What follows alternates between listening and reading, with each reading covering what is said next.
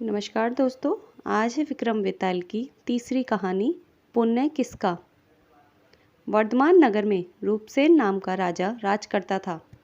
एक दिन उसके यहाँ वीरवर नाम का एक राजपूत नौकरी के लिए आया। राजा ने उससे पूछा कि उसे खर्च के लिए क्या चाहिए, तो उसने जवाब दिया 1000 तोले सोना। सुनकर सबको बड़ा आश्चर्य हुआ। राजा ने पूछा, तुम्हारे साथ कौन कौन है? उसने जवाब दिया, मेरी स्त्री, बेटा और बेटी। राजा को और भी अचंभा हुआ, आखिर 4 जने इतने धन का क्या करेंगे। फिर भी उसने उसकी बात मान ली। उस दिन से वीरवर रोज 1000 तोले सोना भंडारी से लेकर अपने घर आता। उसमें से आधा ब्राह्मणों में बांट देता, बाकी के 2 हिस्से करके एक मेहमानों, बैरागियों और सन्यासियों को देता और दूसरे से भोजन बनाकर पहले गरीबों को खिलाता। उसके बाद जो बचता उसे स्त्री बच्चों को खिलाता, आप खाता।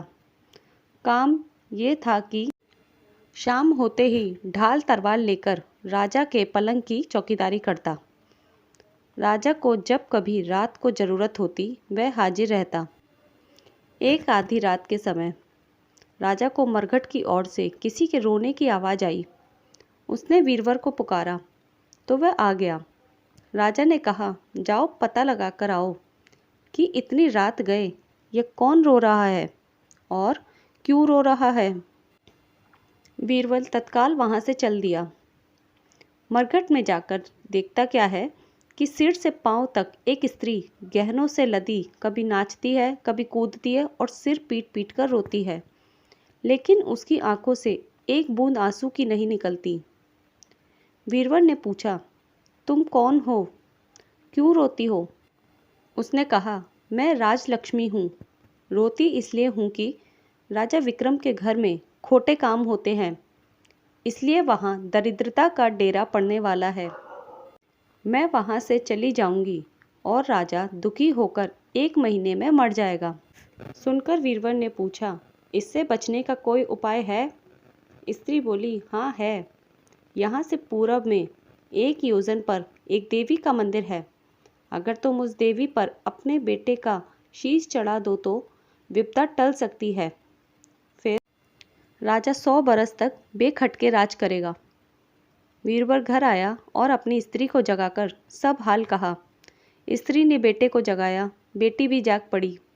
जब बालक ने बात सुनी तो वह खुश होकर बोला, आप मेरा शीश काटकर जरूर चढ़ा दें। एक तो आपकी आज्ञा, दूसरा स्वामी का काम, तीसरा यह देवता पर चढ़े, इससे बढ़कर बात और क्या होगी। आप जल्दी करें। वीरवर ने अपनी स्त्री से कहा, अब तुम बताओ। स्त्री बोली, स्त्री का धर्म पति की सेवा करने में है।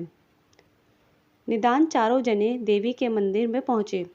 वीरवर ने हाथ जोड़कर कहा, हे देवी, मैं अपने बेटे की बलि देता हूँ। मेरे राजा की 100 वर्ष की उम्र हो। इतना कहकर उसने इतने जोर से खांडा मारा कि लड़के का शीश धड़ से अलग हो गया।